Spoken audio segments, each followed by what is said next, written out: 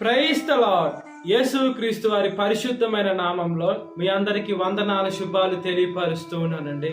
మత్తయి సువార్త 15వ అధ్యాయం 28వ వచనం, నీవు కోరినట్లే నీకు అవును గాక అని ఆమెతో చెప్పెను అని దేవుని వాక్యం సెలవిస్తుందండి.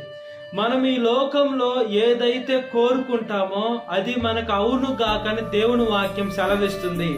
అయితే మన కోరికలు ఎలా ఉన్నాయి? ఈ లోకంలో పాప కోరికలుగా ఉన్నాయా, లేదా దేవుని చిత్తానుసారమైనటువంటి కోరికలుగా ఉన్నాయని మనల్ని మనం పరీక్షించుకునే బిడ్డలుగా ఉండాలండి. మన జీవితం పరిశుద్ధపరచుకోవాలి, మనం చూసే చూపు పరిశుద్ధపరచుకోవాలి, నడిచే నడక పరిశుద్ధపరచుకోవాలి, చేసే క్రియ పరిశుద్ధపరచుకోవాలి.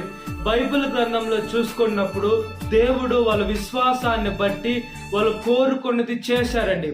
మన మనసులో మనుషులం కాబట్టి మనకు అనేక కోరికలు ఉంటాయి. అయితే దేవుడు చిత్తానుసారమైనటువంటి కోరికలు ఉన్నాయా, లేదా ఈ లోకంలో పాప సంబంధమైన కోరికలు ఉన్నాయా?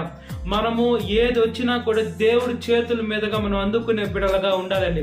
ఇతరుల్ని మోసం చేయాలి, ఇతరుల్ని పడగొట్టాలి, ఇతరుల్ని చెడగొట్టాలి, ఇతరుల్ని అమాంతంగా తొక్కివేయాలి, ఇతరులు పైకి లేయకూడదు, ఇతరులు పాతాళంలోకి వెళ్ళాలి అనే ఆలోచన మనలో ఉండకూడదండి. ఆమె బైబిల్ గ్రంథంలో చూసుకున్నప్పుడు ఆమె కోరినట్లే అవును కాకంటే ఆ స్త్రీ కోరుకున్నది విశ్వాసం కలిగి ఉన్నది కాబట్టి ఆమెకు అయిపోయింది. మనం కూడా విశ్వాసం, దేవుడు ప్రాముఖ్యంగా విశ్వాసాన్ని పోల్చాడండి. విశ్వాసం ఆవగింజతో పోల్చాడు. విశ్వాసం ఉంటేనే జరుగుద్ది. మన మీద పైకి ప్రార్థన చేస్తే జరగదు. ఆ పైకి ప్రార్థన సంవత్సరాలు తరబడి చేసినా, లేదా యుగాలు తరబడి అదే రోజులు నెలలు చేసినా జరగదని. ఆ విశ్వాసము చాలా ప్రాముఖ్యంగా మనలో స్థిరంగా ఉండాలి. ఒకవేళ మనం అనుకున్న సమయానికి అది కాకపోయినా కూడా నా దేవుడు ఖచ్చితంగా నేను కోరుకున్నది చేస్తారు, చేయకుండా దేవునికి స్తోత్రం అని మనం మన జీవితం యావత్తు దేవునికి సమర్పించుకోవాలి. బైబిల్లో అనేక మంది భక్తులు ఏం చేశారంటే వాళ్ళు ప్రాణాలు కూడా లెక్క చేయలేదండి. మా ప్రాణాలు పోయినా పర్వాలేదు, మా దేవుడు ఉంటే చాలు, మేము మా దేవుడు బిడలుగానే చనిపోతాం, కానీ ఈ లోకంలో మేము ఎవరికి మొక్కం, ఎవరి దగ్గరికి మేము భయపడం, ఎవరికి సాష్టాంగపడం అని బైబిల్లో అనేక మంది దేవుణ్ణి కోరుకున్నారండి. మనం ఈ లోకంలో మనుషుల్ని కోరుకున్నాం, ఆస్తులను కోరుకున్నాం, డబ్బును కోరుకున్నాం. ఈ లోకంలో బిల్డింగ్స్ కావచ్చు, కార్లు, ఫోన్లు, ఇవన్నీ మనకి పరలోక రాజ్యాన్ని ఇవ్వలేవు. మనము దేవుణ్ణి కోరుకోవాలి, దేవుణ్ణి సొంత రక్షకుడిగా అంగీకరించుకోవాలి, నీటి బాప్తీసం తీసుకోవాలి. మన శరీరము దేవుడికి ఆలయమై ఉందండి. ఈ శరీరంలో దేవుడు నివాసం ఉండి అనేక మందిని ఈ శరీరాన్ని ఉపయోగించుకొని రక్షించుకోవాలని దేవుడు మనల్ని పిలుచుకున్నాడు. అయితే మనము కూడా ఈ లోకంలో ఉండే అన్ని జనుల్లాగా, అంటే దేవుణ్ణి విశ్వసించకుండా ఉండేటువంటి బిడ్డల్లాగా మనం సాతానికి చోటిస్తే, సాతాను మాటలు వింటే, శరీరాశ నేత్రాశ జీవడమ్మానికి చోటిస్తే మనం చాలా ఇబ్బందులు పడతాం, మనం చాలా కష్టాలు వస్తాయి, చాలా నష్టాలు వస్తాయి, చాలా బాధలు కలుగుతాయి, చాలా ఇబ్బందులు కలుగుతాయి. కాబట్టి మన ఫోకస్ దేవుని పైనే ఉండాలి, మన ఫోకస్ దేవుని వాక్యం పైనే ఉండాలి, మన ఫోకస్ దేవుని బిడ్డలుగా మనం ఈ లోకంలో జీవించాలని ఉండాలి. మనుషులు వాళ్ళేమనుకుంటున్నారు, వీళ్ళేమనుకుంటున్నారు అని కానీ మనం ఎప్పుడైతే ఆలోచిస్తే మనము ఎప్పటికీ ఆత్మీయ జీవితంలో ఎదగలేమండి. మనం ప్రతి ఒక్కటి దేవుడి దగ్గర ఒప్పుకొని విడిచిపెట్టేయాలి. మన ఫోకస్ అంతా దేవుడి యుద్ధానికి మన మీద వచ్చినా కూడా మనము దేవుడి పైన ఎప్పుడైతే చూస్తామో మన దృష్టి, మన మాట తీరు, మన ఆలోచన తీరు, మన జీవితం అంతా ఎప్పుడైతే దేవుడి పైన ఉంటుందో దేవుడు మనల్ని ఆశీర్వదిస్తారని దేవుడు వాక్యం సెలవిస్తుంది. మనల్ని అభివృద్ధి పరిచేటువంటి దేవుడు, దీర్ఘాయుతో మనం తృప్తి పరిచేటువంటి దేవుడు. మనం ఏదైతే కోరుకుంటామో అది అవును గాక అని పలికేటువంటి దేవుడు అండి. ఈ లోకంలో చిన్న బిడ్డలు ఉంటారు, వాళ్ళు ఏడుస్తూ ఉంటారు. వాళ్ళు ఎప్పుడు ఏడుపు ఆపుతారంటే వాళ్ళు ఏదైతే కోరుకుంటారో వాళ్ళ తల్లిదండ్రులు వాళ్ళకి ఇస్తే ఏడుపు ఆపుతారు. మనము కూడా బాధపడాలి, మన తండ్రి, పరలోకపు తండ్రి దగ్గర బాధపడాలి. ఈ లోకంలో కన్న బిడ్డలు పరాయి వాళ్ళ దగ్గరికి పోతే వాళ్ళు ఇవ్వరు, ఏమంటే వాళ్ళకి ప్రేమ ఉండదు. కన్న తల్లిదండ్రులకే ప్రేమ ఉంటుంది.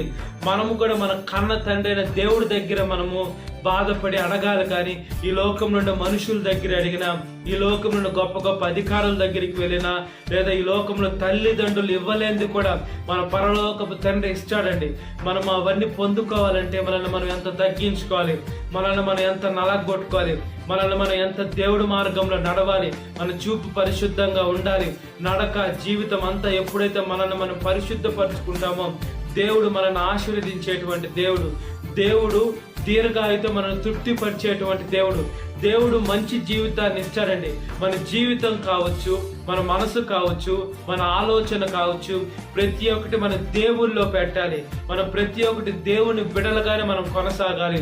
ఈ లోకం ఎటువైపు పోయినా మనం శ్రమలు పడాలి, బాధలు పడాలి, కష్టాలు పడాలి. మనం ఏదైతే కోరుకుంటామో అది దేవుడి చిత్తానుసారంగా వస్తేనే అది మనకి తృప్తిగా ఉంటుంది. ఈ లోకం ఎటువైపు వచ్చినా వెళ్ళిపోతుంది. కాబట్టి ఎవరిని మోసం చేయకుండా దేవుడి మార్గంలో మనం నడిచి దేవుని బిడ్డలుగా మనం కొనసాగునట్లుగా ప్రార్థన.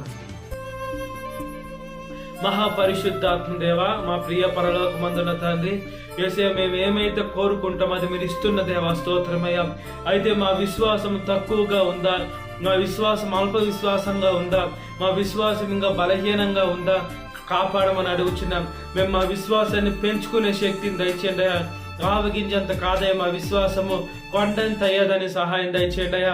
ప్రతి ఒక్క బిడ్డ మీ దగ్గరికి రావాలా, ప్రతి ఒక్క నాలుక మేము స్తుతించాలా, ప్రతి ఒక్క మోకాలు మీ నామంలో వంగాల.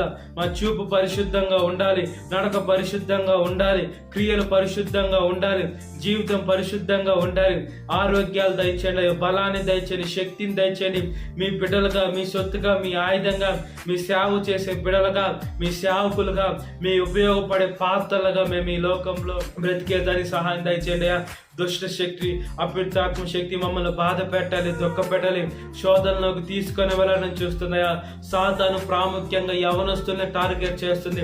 ప్రతి ఒక్క యవనస్తుని మార్చండి అయ్యా, ప్రతి ఒక్క యవనస్తురాలు మార్చండి అయ్యా. యవన వయసులో కాడి మోయట నరునికి మేలయ్యా, అది మోపిన వాడి యెహోవా అని దేవుని వాక్యం సెలవిస్తుంది. కాబట్టి మీరు మాకు ఇచ్చిన కాడిని బాధ్యతగా మోసేదానికి సహాయం దయచేయండి అయ్యా.